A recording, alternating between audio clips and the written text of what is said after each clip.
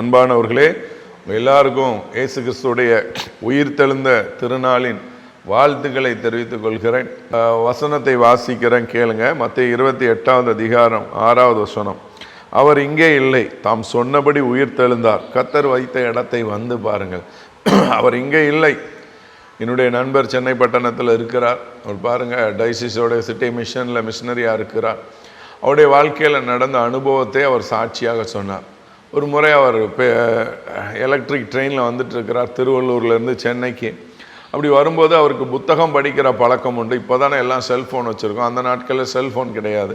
அதனால் புத்தகத்தை படிக்கிற பழக்கம் உண்டு. அந்த வழியாய் வந்த ஒரு சிலர் புத்தகத்தை அவர்கிட்ட கொடுத்தாங்க. லூக்கா சுவிசேஷ புத்தகத்தை அவர் கரத்தில் கொடுத்தாங்க. அந்த புத்தகத்தை வாங்கி அவர் வாசிக்கிட்டே இருக்கிறார். இயேசுடைய வாழ்க்கை வரலாறை வாழ்க்கையில் முதல் முறையாக வாசிக்கிறார். இயேசு கிறிஸ்துடைய பிறப்பு, சிறு வயதில் இருந்தது, அவருடைய வாலிப நாட்கள், அவருடைய ஊழியம், அவர் எல்லாருக்கும் நன்மை செய்தார். அதெல்லாம் வாசிக்கும் போது இயேசு ரொம்ப நல்லவர், இல்லை புத்தன் காந்தி மாதிரி அவரும் ரொம்ப நல்லவர் என்று நினைத்தார். ஆனால் குறிப்பிட்ட நேரத்தில் இயேசுவை அடித்தார்கள், கொன்னார்கள். அப்போவும் நினச்சார், எல்லா தலைவர்களை மாதிரி இயேசுவை கொண்டுட்டாங்க, நல்லவங்களுக்கு காலம் இல்லை, அப்படியெல்லாம் நினச்சார். ஆனால் அவருடைய மரணம் அடைந்தார் அப்படின்னு போட்ட உடனே அதோட அந்த சாப்டர் முடிஞ்சிடும்னு பார்த்தார். அடுத்த பக்கம் வந்தது, வாசித்தார், அவர் சொன்னபடி உயிர் தெழுந்தார். அவர் அதிர்ச்சியாகி விட்டதான். அவ்வளோ இன்ட்ரெஸ்டாக அப்படி இன்வால்மெண்ட்டோடு வாசிச்சிருக்கிறார். இப்படி வாசிக்கும் போது அவர் உயிர் தெழுந்த செய்தியை பார்த்த உடனே அவருக்கு ஒரு பெரிய அதிர்ச்சி. ஏன்னா அநேக புத்தகங்களை படிச்சிருக்கிறேன், எத்தனையோ புத்தகங்களை படிச்சிருக்கிறேன். எல்லா தலைவர்களும் பிறந்தார்கள், வாழ்ந்தார்கள், மரித்தார்கள். ஆனால் ஒருவர் கூட உயிரோடு எழுந்ததாக வாசிக்கவில்லையேன்னு சொல்லி உலகத்திலே உலக சரித்திரத்தை ஆண்டவர் ரெண்டாய் பிளந்தார். அவர் சொன்னபடி அவர் உயிர்த்தெழுந்தார். அந்த உயிர்த்தெழுந்த ஆண்டவருடைய வல்லமை இன்றைக்கு நம்மை தேடி வந்திருக்கிறது. ஆண்டவர் அவர் சொன்னபடியே உங்களுடைய வாழ்க்கையில ஆண்டவர் என்ன செய்கிற அந்த வாக்கு தத்தத்தை நிறைவேற்ற விரும்புகிறார். அப்போ உயிர்த்தெழுந்த ஒரு அனுபவம் பாருங்கள். வேதாமத்தில் ஒவ்வொரு காரியத்தை நம்ம பார்க்கலாம். ஆண்டவர் பாருங்கள், மரித்த லாசர் வீட்டுக்கு வந்தார். மரித்து போன லாசர் வீட்டுக்கு வந்து அவனை ஆண்டவர் உயிரோடு எழுப்பினார். ஏன்னா மரணம் ஒரு முடிவு அல்ல, மரணத்துக்கு பிறகு ஒரு வாழ்க்கை இருக்கிறது என்பதற்காகவே மரித்து போன லாசர்வை ஆண்டவர் உயிரோடு எழுப்பினார். வாலிப நாட்களில் மரித்தான். ஒரு பக்கம் கண்ணீர், ஒரு பக்கம் கவலை, ஒரு பக்கம் அந்த குடும்பத்தாருக்கு கஷ்டம். மரித்த 4 நாட்கள் கழிந்து அவனை உயிரோடு ஆண்டவர் எழுப்பியிருக்கிறார். பாருங்க, இன்னைக்கு ஆவிக்குரிய வாழ்க்கையில் மரணம் அடைந்து போய் இருக்கிறீங்களா? ஆவிக்குரிய வாழ்க்கையில் தேவனை விட்டு தூரம் போய் இருக்கிறீங்களா? ஆவிக்குரிய வாழ்க்கையில் மரித்து போய் இருக்கிறீங்களா? அப்படி மரணம் அடைந்தா உங்களை ஆண்டவர் உயிர்ப்பிக்கணும்னு சொல்லி கர்த்தர் விரும்புகிறார்.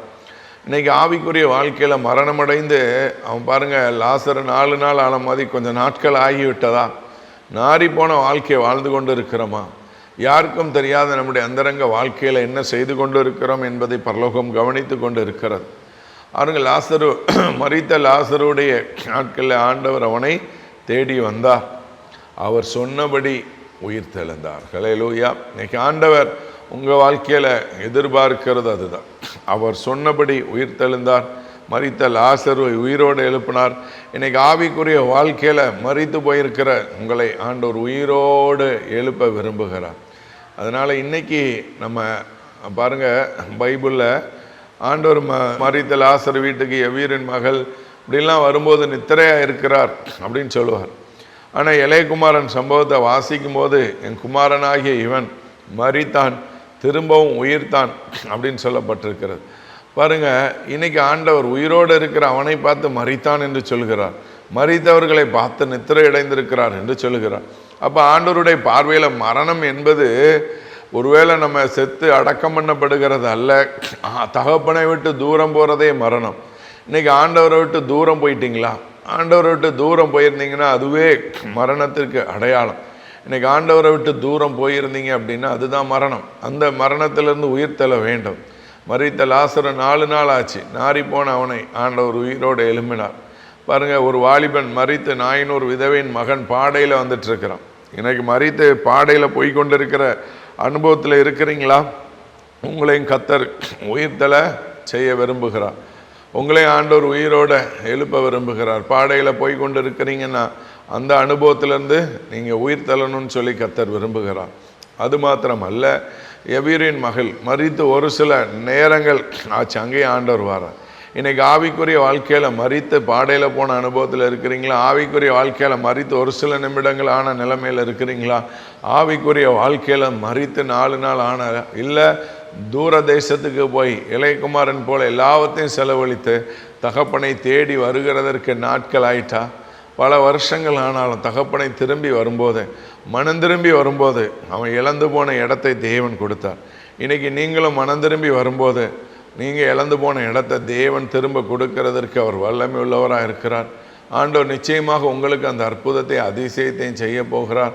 ஆண்டவருடைய கரம் உங்களோடு இருக்கிறது. அதனால் இன்றைக்கி நம்முடைய வாழ்க்கையில் மரித்து ஆண்டவர் உயிர் தெழுந்தார். அவர் சொன்னபடி உயிர் தெழுந்தார்.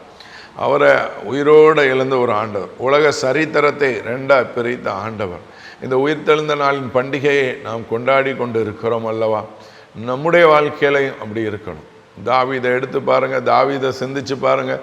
தாவீதுடைய வாழ்க்கையில் தாவீது இன்னொருத்தனுடைய மனைவியை எடுத்துக்கொண்டார். இன்றைக்கி டிவி நியூஸ்லலாம் பார்க்குறோம்ல, கிரைம் நியூஸ்லலாம் பார்க்குறோம், கள்ள உறவுகள் அப்படின்னு சொல்லி அநேக செய்திகளை நாம் பார்க்குறோம்.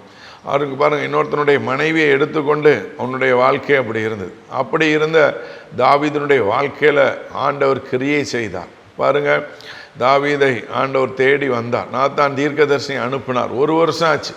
1 வருஷம் அவன் சர்ச்சுக்கு போனான், எல்லாம் இருந்தான். ஆனால் ரட்சணிய சந்தோஷம் இல்லை என்று வேதம் சொல்கிறது.